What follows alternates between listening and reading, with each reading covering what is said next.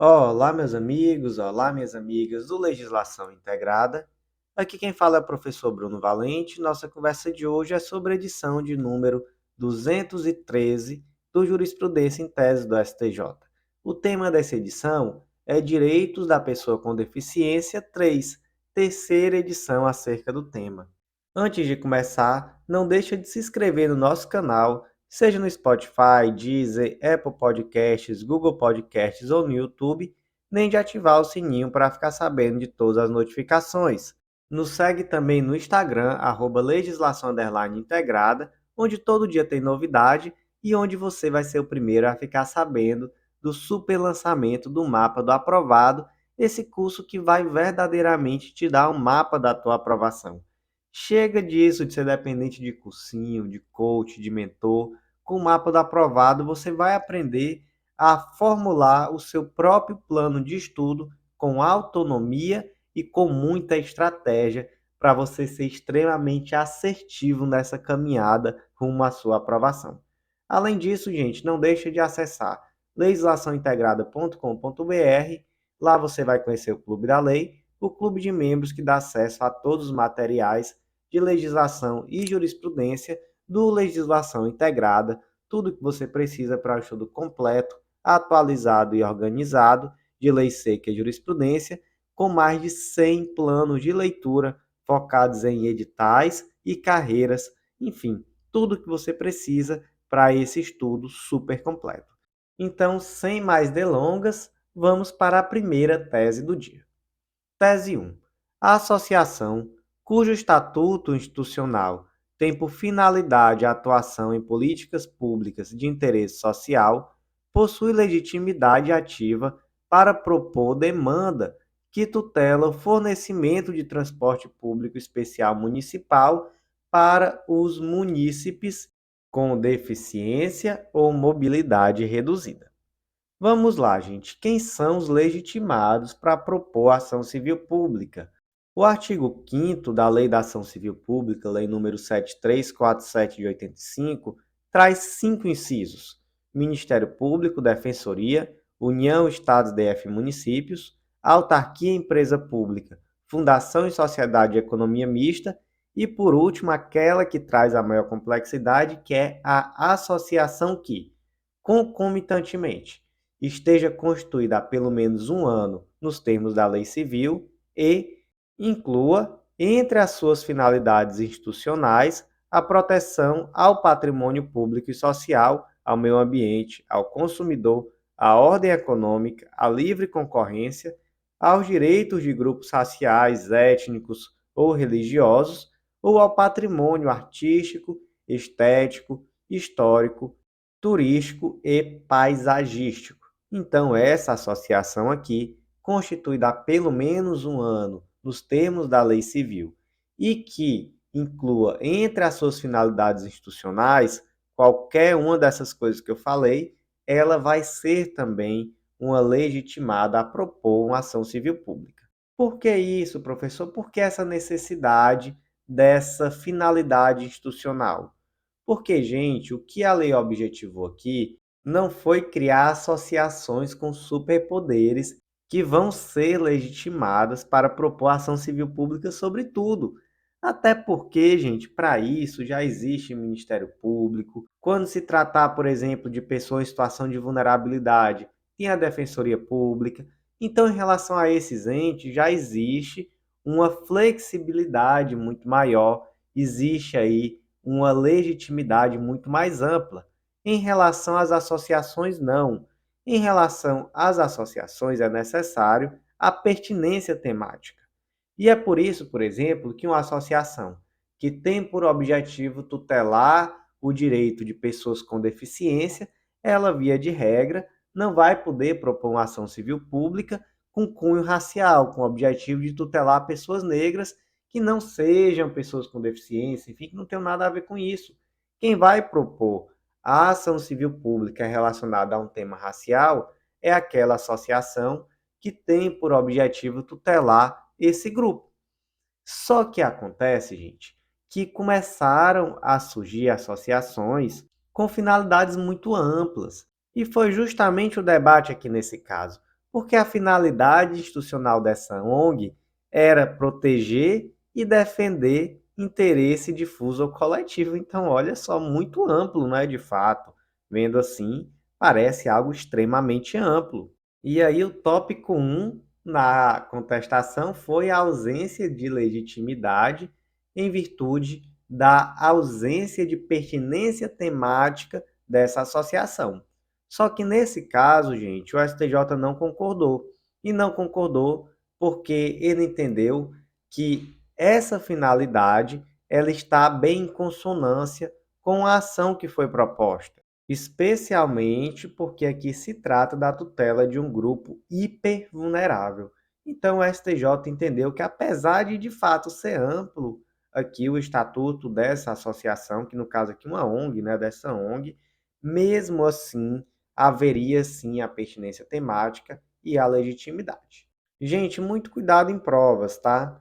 É muito comum quando a associação tem um estatuto muito amplo, é muito comum, é muito mais provável que no caso concreto seja de fato um caso em que essa associação não vai ter pertinência temática. Então, muito cuidado, se atente aos detalhes, mas no caso aqui a especificidade realmente foi porque se tratavam de sujeitos hipervulneráveis, por serem pessoas com deficiência, e porque de fato se estava aí sim protegendo e defendendo o interesse difuso ou coletivo, que era a finalidade institucional da ONG. Tese 2. O Poder Judiciário não detém competência constitucional para estender ao transporte aéreo o livre passe concedido pela Lei 8899 de 94, a respectiva legislação regulamentadora às pessoas com deficiência comprovadamente hipossuficientes no âmbito do transporte coletivo interestadual. O que a Lei 8899 de 94 diz? Que é concedido passe livre às pessoas portadoras de deficiência comprovadamente carentes no sistema de transporte coletivo interestadual. Claro que posteriormente essa lei foi regulamentada e aí nos termos do regulamento veio a questão do passe livre nas hipóteses de transporte rodoviário, ferroviário e aquaviário, mas não houve menção ao transporte aéreo. Então, o que essa ação civil pública pretendia? Estender essa possibilidade de gratuidade que é concedida às pessoas com deficiência, comprovadamente carentes, também ao transporte aéreo. E aí o STJ entendeu que isso não é possível. O judiciário não pode interferir assim em uma política pública, estendendo a regulamentação dessa lei além daquilo que já foi determinado no âmbito da política pública. Então, não é viável esse tipo de atuação do Poder Judiciário. Tese 3. A ausência de condições dignas de acessibilidade de pessoa com deficiência ao interior da aeronave configura má prestação de serviço e enseja a responsabilidade da empresa aérea pela reparação dos danos causados. Gente, então vamos lá. Primeira coisa, o que é um produto defeituoso? O produto defeituoso está lá no artigo 14, parágrafo 1º do Código de Defesa do Consumidor, é aquele que não fornece a segurança que o consumidor dele pode esperar, levando-se em consideração circunstâncias relevantes, entre elas o modo do seu fornecimento, o resultado e os riscos que razoavelmente dele se esperam e a época em que foi fornecido. E aí vamos para um caso concreto. O José é cadeirante, ele adquiriu uma passagem aérea na empresa Voe Feliz, e aí, no momento do embarque, ele percebeu que não existia rampa de acesso. E aí, o José precisou ser carregado nos braços pelos funcionários da empresa. E por isso ele ficou bem constrangido. Imagina, ao invés de ter aquela rampa de acesso, era aquele avião que você vai até a pista de pouso e sobe uma escada. Só que, gente, isso para um cadeirante. Tem um cadeirante no voo. Ele não vai ter rampa de acesso, ele precisou ser carregado nos braços de um funcionário da empresa. E aí, obviamente, ele ficou bem constrangido, propôs uma ação requerendo danos morais e, de fato, houve essa condenação por danos morais No caso aqui, inclusive, saiu no informativo 642 do STJ, porque a companhia aérea é civilmente responsável por não promover condições dignas de acessibilidade à pessoa cadeirante ao interior da aeronave.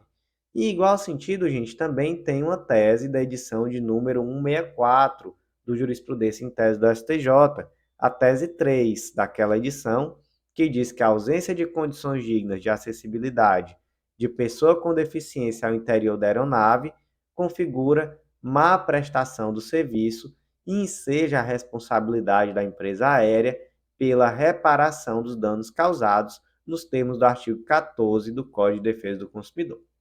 Tese 4. É responsabilidade de todos os fornecedores da cadeia de consumo a disponibilização de condições adequadas de acesso para a participação da pessoa com deficiência em eventos. E aí vamos aqui para a situação concreta. Imagina que Pedro é uma pessoa com deficiência física, ele tem paralisia cerebral espática e aí ele faz uso de cadeira de rodas. Só que o Pedro, ele tinha muita vontade de ir a um show de um artista famoso que ele gosta muito e que aqui no exemplo eu chamei de Joesley Saradão. E aí ele ligou para a empresa organizadora do evento, que eu chamei de ABC Eventos, e ele perguntou se no camarote premium ele conseguiria comparecer. Ele explicou a situação, que era cadeirante, que precisaria de uma acessibilidade. Ele perguntou: olha, eu consigo acessar? A empresa disse: consegue, pode ir. Ele comprou o ingresso, foi ao local e adivinha? Chegou lá e ele não conseguiu acessar por total ausência de acessibilidade no evento. E aí, primeira pergunta: isso aí causa dano moral? Gente, não precisa nem perguntar, né? Claro que causa dano moral, mas aqui a complexidade se deu por um motivo. Lá na contestação, a ABC Eventos, ela alegou que a organização do camarote não era realizada por ela. Na verdade, eram outras empresas parceiras do evento e essas outras empresas é que organizavam os camarotes. E aí, o que a empresa ABC disse? Que foi um fato de terceiro. Na verdade, essas empresas que não faziam parte da relação processual é que deveriam indenizar ao indivíduo, ao Pedro. E aí, assiste razão a empresa ABC? Vamos por partes. Em primeiro lugar, caso a empresa demonstre fato exclusivo de terceiro, de fato existe uma quebra do liame de causalidade entre agente e resultado danoso, e o resultado disso é que, de fato, rompe-se o nexo causal e não haverá a possibilidade de responsabilização. Então, até aí, ok. Qual o problema? O problema, gente, é que essas empresas parceiras fazem parte da cadeia de consumo. Então, se elas fazem parte da cadeia de consumo, existe uma responsabilidade solidária. Então, a empresa ABC que posteriormente proponha uma ação em face dessas tais empresas parceiras e requeira aí esse valor de forma regressiva. Mas aqui, o consumidor não tem nada a ver com isso, ele vai propor a ação em face de qualquer uma das empresas da cadeia de consumo, ou mesmo de todas elas, da forma com que ele preferir. Tese 5. A criação de comunidade virtual para expor conduta pública inadequada e vexatória de pessoa com deficiência pode acarretar compensação por dano moral. Gente, esse caso concreto aqui é interessante. Eu basicamente só mudei os nomes aqui do caso concreto, mas olha só.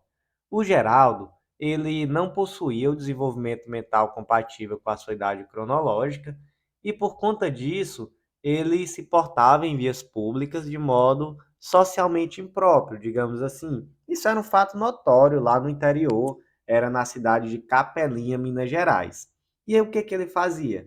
Ele corria atrás das pessoas na rua, ele por vezes apalpava essas pessoas, inclusive as partes íntimas, enfim.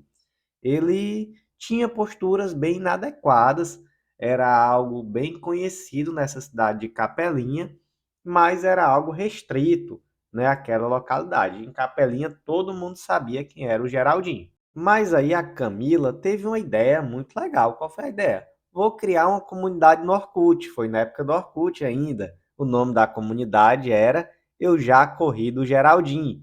Eu vou ler aqui a descrição da comunidade. Comunidade feita para todos aqueles que conhecem, ouviram falar ou até mesmo correu dele. E aí, a foto da comunidade era uma foto do Geraldo, vulgo Geraldinho. E aí a comunidade bombou. O Geraldo, ele de início era conhecido somente em Capelinha, Minas Gerais, mas devido à internet, ele acabou sendo conhecido em várias partes do Brasil. Mas essa não era uma fama que ele queria e muito menos a família dele. E foi por isso que ele, representado pela mãe, propôs uma ação em face da Camila, que criou a comunidade, e também do Orkut. E aí a Camila recebeu a citação referente a esse processo, e o que que ela fez? Ela imediatamente deletou a comunidade e ela afirmou que a intenção dela nunca foi ofender o Geraldo, que na verdade aquilo ali era uma brincadeira e tudo, e disse também, olha, de todas as postagens, só tem uma aqui que é verdadeiramente ofensiva, que é uma postagem que foi feita por outra pessoa, que não é parte aqui da ação, onde essa pessoa zomba dele não ter todos os dentes e tudo, enfim. Que foi uma postagem que a própria Camila disse que entendeu que havia ali uma ofensa ao Geraldo. E aí vem a pergunta: Camila deverá indenizar Geraldo? Resposta: sim. De fato, a situação dela ter de imediato excluído a comunidade, isso atenua, mas isso não exclui, porque essa condição de colocar uma pessoa com deficiência em situação vexatória na internet, dando uma publicidade muito mais ampla à pessoa dele do que aquela que existia em um local restrito, em uma cidade pequena, isso por si só representa um desrespeito à condição humana da pessoa com deficiência. E isso gera, sim, um dano moral indenizável, que no caso concreto foi fixado em R$ 3.000. Então, levou-se em consideração que, de fato, as ofensas mais gravosas não foram proferidas por ela, levou-se em consideração que ela imediatamente apagou a comunidade, mas mesmo assim isso não exclui o dever de indenizar, isso só atenua. Então, fixada a indenização em R$ 3.000. E o Google, professor? O Google porque no caso aqui a empresa proprietária do Orkut é o Google, né? Então quem foi demandado foi o Google, não o Orkut, como eu falei anteriormente. O Google não foi condenado porque, na verdade, ele sequer foi comunicado previamente para retirar o conteúdo ofensivo. Então, enfim, realmente aqui não houve nenhum tipo de inércia por parte do Google. Então, de fato, não há um dever de indenizar da sua parte. Tese 6. Os estatutos da criança e do adolescente e da pessoa com deficiência asseguram aos seus tutelados o direito de serem acompanhados pelos pais ou responsáveis em tempo integral durante o tratamento médico hospitalar. Porém, quando comprovado que não lhes promove a preservação do melhor interesse, é possível sua restrição.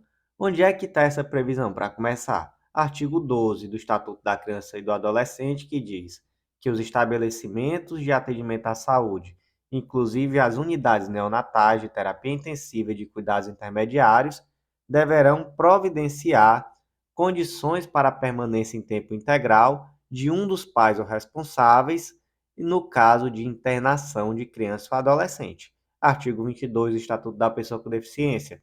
A pessoa com deficiência internada ou em observação é assegurado o direito a acompanhante ou atendente pessoal, devendo o órgão ou a instituição de saúde proporcionar condições adequadas para a sua permanência em tempo integral. Então, pronto, existe o direito da criança e da pessoa com deficiência de ser acompanhada em tempo integral pelo seu responsável, por alguém de sua confiança, né, no caso da pessoa com deficiência, por alguém de sua confiança, enquanto ele estiver internado. Ok. Mas, gente, vamos aqui para um caso concreto, que é bem triste, viu, esse caso concreto, para falar a verdade. O Nico é uma criança de 5 anos de idade, ele tem paralisia cerebral, e essa paralisia ela é devido a uma prematuridade extrema que ocasionou uma má formação do seu sistema nervoso central. E essa criança está em processo de internação devido a toda essa situação, sendo que os responsáveis legais, eles acabaram se envolvendo em muitos incidentes, muitos mesmo, perante a equipe médica. Então, a guardiã, que no caso não era a mãe, né, era a tia materna, que era a guardiã dessa criança. Ela realizava intervenções desautorizadas, e essas intervenções colocavam em risco a saúde da criança. Ela constantemente questionava os procedimentos médicos, ela intimidava, ameaçava a equipe médica, e quando ela era retirada do local, ela ligava mais de até 30 vezes em um único dia para obter informação sobre o estado de saúde da criança. E ainda tinha um agravante, que era uma reincidência, digamos assim, porque 2 anos antes a criança tinha ficado internada e tudo isso já tinha acontecido. E aí, por conta disso, o hospital proibiu a guardiã de ficar no local por período integral e limitou o acesso dela à criança aos períodos de visita. Professor, mas pela lei, essa guardiã, ela não teria direito de ficar por período integral, não? Teria, a gente teria. Mas veja só o caso concreto. Ela estava ameaçando a equipe médica, ela estava interferindo no tratamento e colocando em risco a própria vida e integridade física da criança. Então imagina aí a complexidade, o peso de uma situação como essa, chega para um juiz decidir o que vai ser feito.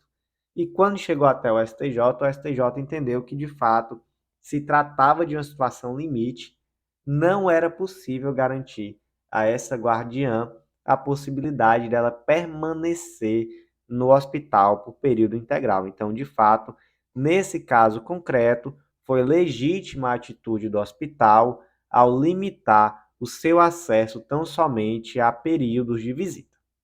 Tese 7. A negligência na estimulação precoce de pessoa com deficiência, especialmente no caso de tratamento fomentado e disponibilizado pelo Estado, impõe a aplicação de medida sancionadora decorrente do descumprimento dos deveres inerentes ao poder familiar aos genitores da criança. Gente, aqui mais uma situação pesada, muito pesada também. Aqui o caso concreto adaptado é o seguinte: o Luiz, que atualmente tem 14 anos de idade, é uma pessoa com deficiência auditiva, e desde os 2 anos de idade, o Conselho Estadual de Atendimento ao Deficiente de Audiocomunicação, SEADA, ele, a fim de proporcionar a minimização dessas sequelas cognitivas, que são inerentes, né, à condição de alguém que nasce com a deficiência auditiva, ele disponibilizou um tratamento específico. Então, olha só, disponibilizou terapia ocupacional, oficina de língua portuguesa, psicopedagogia e fonoaudiologia, mas a família simplesmente não teve interesse de levar a criança. E aí, no caso concreto específico, houve uma verdadeira busca ativa dessa criança. A família chegou a ser oficiada, tinha nos autos, eu via o acórdão, né? Mas o acórdão fazia referência a um ofício enviado informando a necessidade de levar essa criança para o tratamento, mas simplesmente a família não levou, foi negligente, os pais foram negligentes e não levaram essa criança desde os 2 anos de idade para os tratamentos necessários. Conclusão: aos 14 anos de idade, essa pessoa, já um adolescente, já não queria sequer ir à escola porque não tinha grau de autonomia nenhum, né? Praticamente zero grau de autonomia, era uma pessoa totalmente dependente, se comunicava por mímica com as pessoas da família, não aprendeu Libras, enfim, por negligência mesmo, porque de fato a família não conseguiu entender a importância de levar ele, enquanto ainda criança, bebê, né, com 2 anos de idade, para receber todo esse tratamento específico que iria lhe proporcionar, com certeza, uma vida muito melhor. E aí, depois de chegar numa situação limite, que realmente já não tinha mais jeito, o Ministério Público requereu a imposição de uma infração administrativa aos pais, a infração lá do artigo 249 do ECA. O que que ela diz? Descumprir, dolosa ou culposamente, os deveres inerentes ao poder familiar ou decorrente da tutela ou guarda, bem como determinação da autoridade judiciária ou conselho tutelar. A pena, gente, para essa infração administrativa é uma multa de 3 a 20 salários de referência, aplicando-se o dobro em caso de reincidência. E aí, qual foi o argumento que veio? foi o de que, olha, essa família, na verdade, é uma família em uma situação de vulnerabilidade, então eles não fizeram isso por mal, eles não fizeram, eles foram negligentes, foram, mas foi por uma questão de falta de entendimento, de falta de educação. E, além disso, afirmou-se que seria muito danoso aplicar essa multa, porque a família teria uma situação socioeconômica muito gravosa. Então, por conta disso, requeriu-se a não aplicação da multa. O que o STJ entendeu? Entendeu que, no caso concreto, está demonstrada uma negligência, uma culpa, e entendeu também que a mera situação socioeconômica não é argumento suficiente para afastar a aplicação da multa. Essa situação socioeconômica grave, ela vai balizar o valor. Então, até por isso se fixou o valor aqui no mínimo. Mas, de fato, não vai ser possível deixar de aplicar a multa sob a alegação de que essa família está em uma situação socioeconômica muito vulnerável. Tese 8.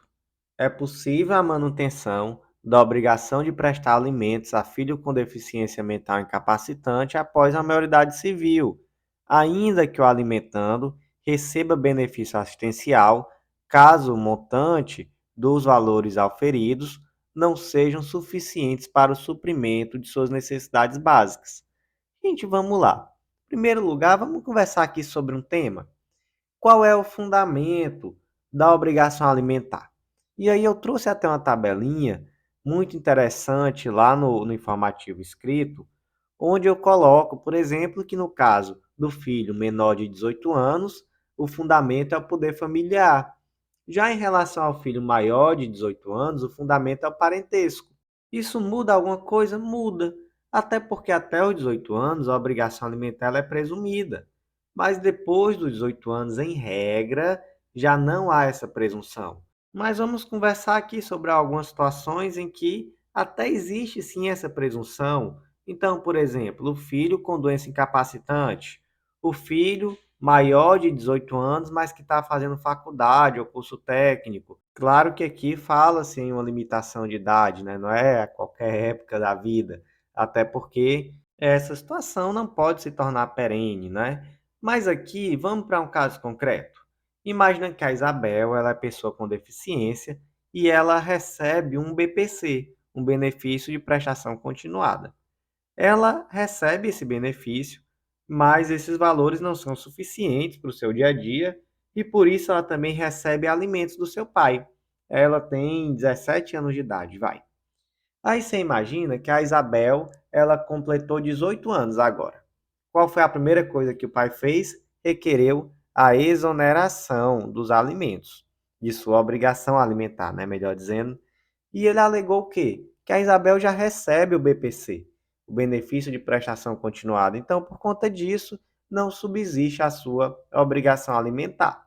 Em contestação, por sua vez, a Isabel falou que o valor que ela recebe de benefício não é suficiente para arcar com seus gastos, que são especialmente altos por conta da sua própria condição de vulnerabilidade.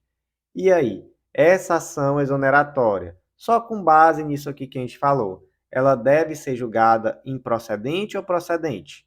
Ela deve ser julgada improcedente, porque veja só, a maioridade ela não extingue de forma automática o direito à percepção de alimentos.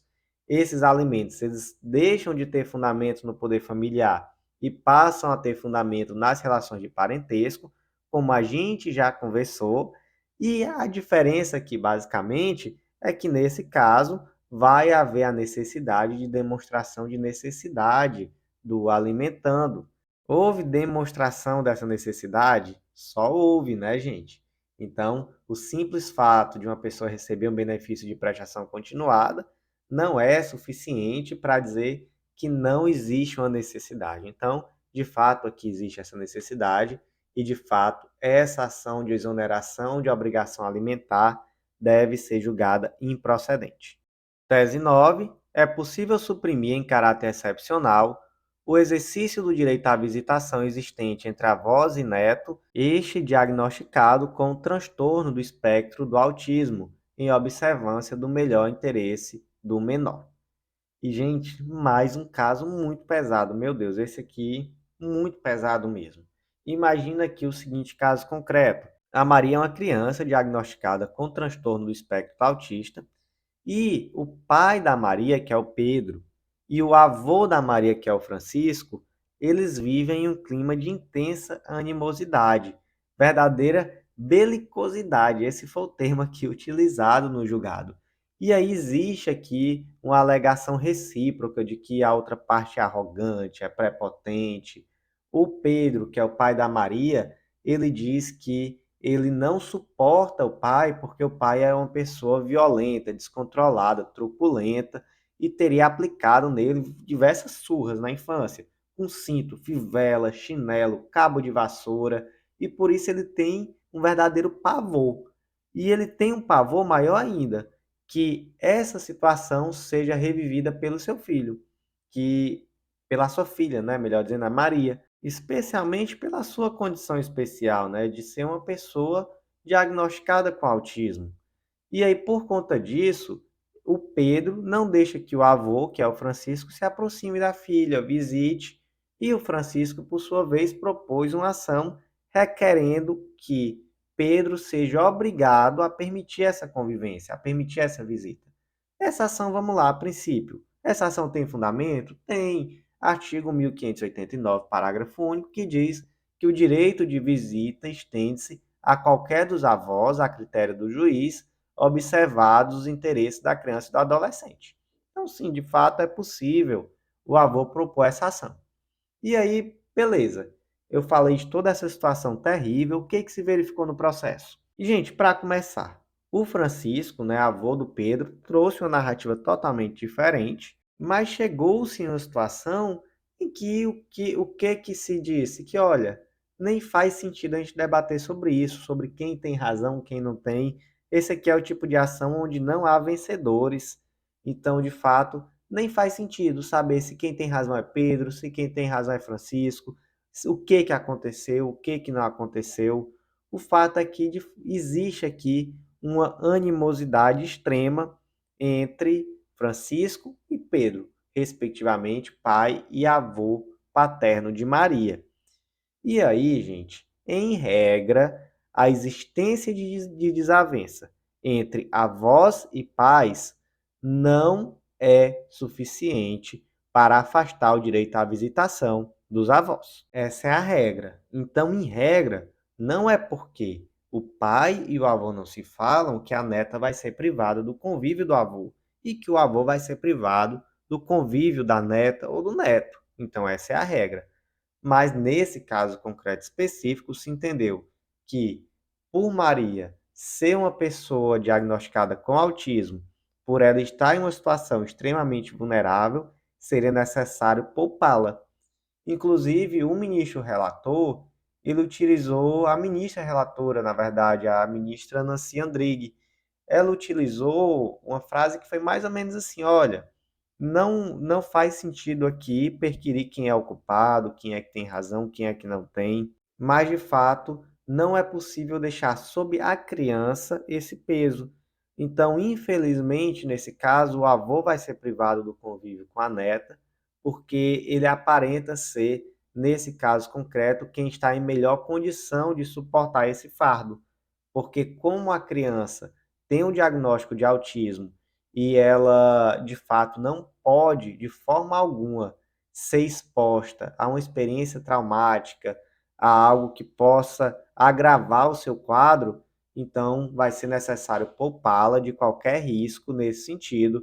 Então, sempre queria aqui, se quem tem razão é o pai, se quem tem razão é o avô, a opção aqui vai ser aquela de tutelar o melhor interesse da criança, que aqui no caso vai ser, infelizmente, o de privá-la do convívio do seu avô, unicamente com o objetivo de protegê-la e de evitar qualquer trauma, qualquer estresse maior. As teses 10 e 11 vão ser analisadas conjuntamente. Tese 10. Até o dia 1º de 7 de 2022, data do início da vigência da Resolução Normativa 539 de 2022 da ANS, o reembolso integral de tratamento multidisciplinar para beneficiário portador de transtorno do espectro autista realizado fora da rede credenciada somente será devido se decorrer de descumprimento de ordem judicial que determina a cobertura ou de inobservância de prestação contratualmente assumida. Tese 11. É abusiva a recusa de cobertura pela operadora do plano de saúde de terapia multidisciplinar, bem como a limitação do número de sessões aos beneficiários com diagnóstico de transtorno do espectro autista.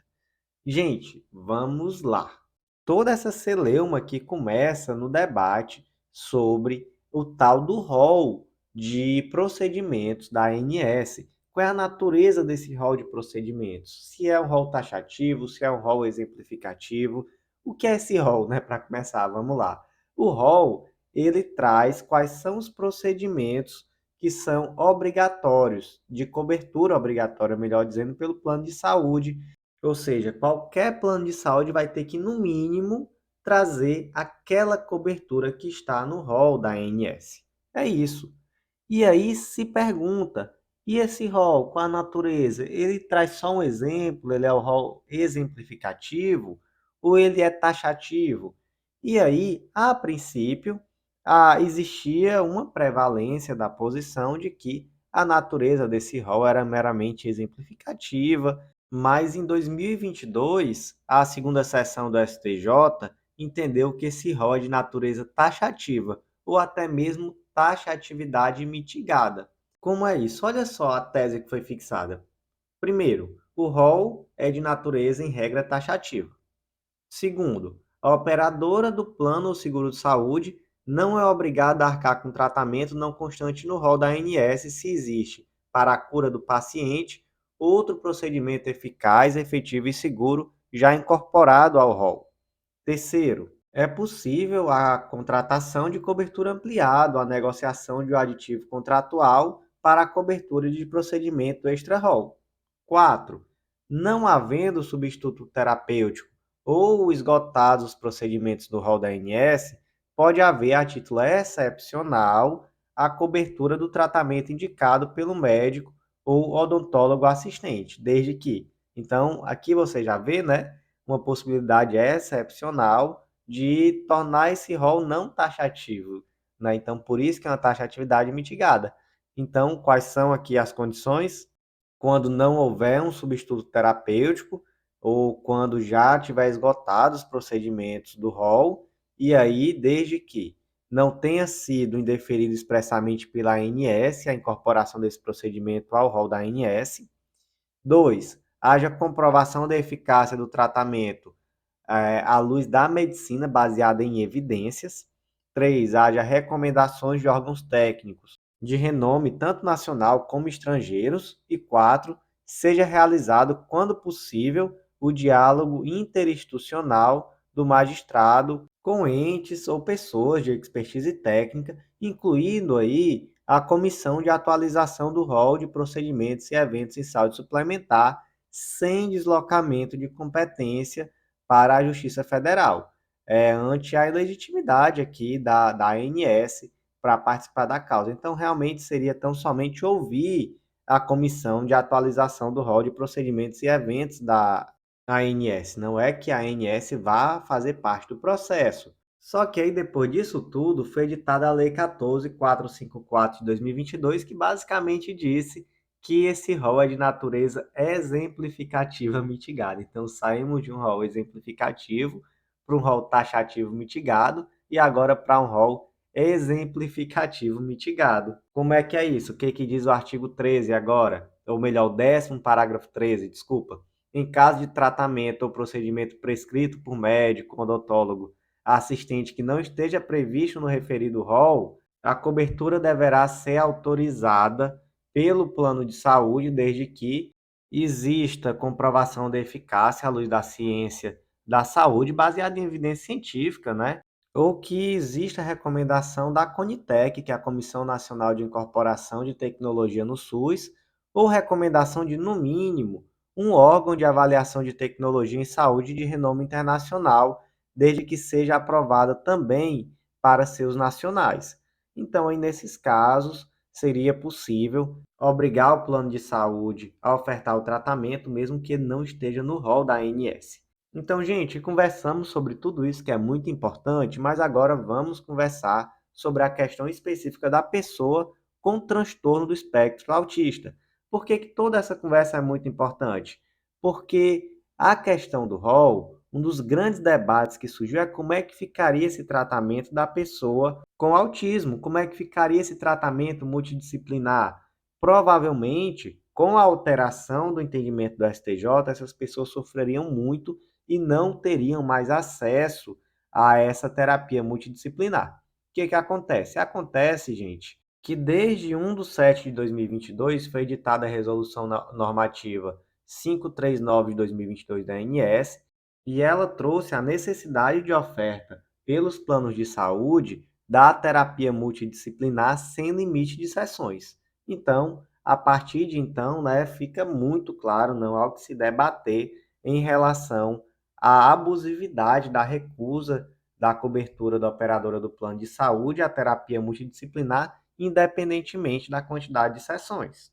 Certo, professor? Minha situação é a seguinte: como o meu plano de saúde estava negando, eu tenho um filho com autismo, e aí eu custeava do meu bolso esse tratamento. Eu posso requerer que o plano de saúde faça o ressarcimento desses valores que eu paguei, já que eu paguei em virtude de uma negativa do plano de saúde?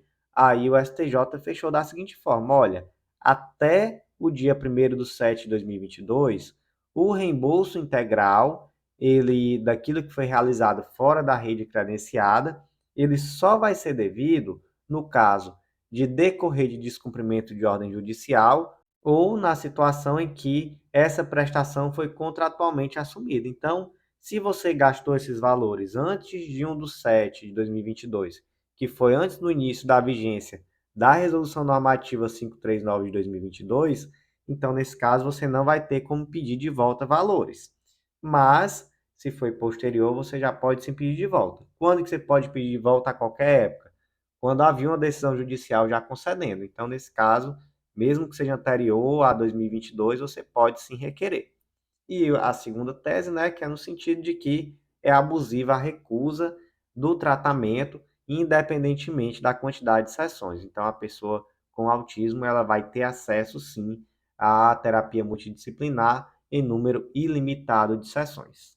E a última tese do dia, tese 12, o fato de a paralisia cerebral e a síndrome de Down não estarem enquadradas na CID-10 F84, transtornos globais do desenvolvimento, não afasta a obrigação de as operadoras de plano de saúde fornecerem cobertura de terapia multidisciplinar sem limite de sessões, prescrita a beneficiário. Então, gente, basicamente, vamos pegar todo aquele debate das teses 10 e 11 sobre a obrigação do plano de saúde de fornecer cobertura de terapia multidisciplinar sem limite de sessões ao indivíduo que está diagnosticado com autismo e vamos trazer aqui também para a pessoa com paralisia cerebral e com síndrome de Down.